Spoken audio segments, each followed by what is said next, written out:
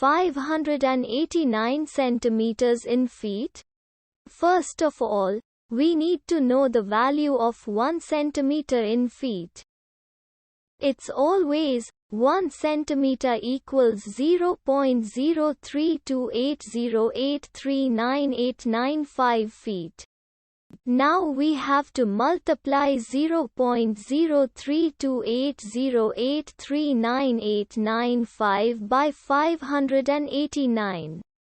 Therefore, 589 centimeters times 0.03280839895 feet equals 19.3241469815 feet.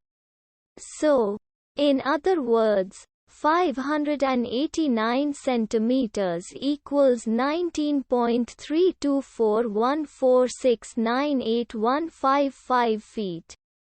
We hope you have enjoyed this video. Please like and subscribe to our channel for more videos like this.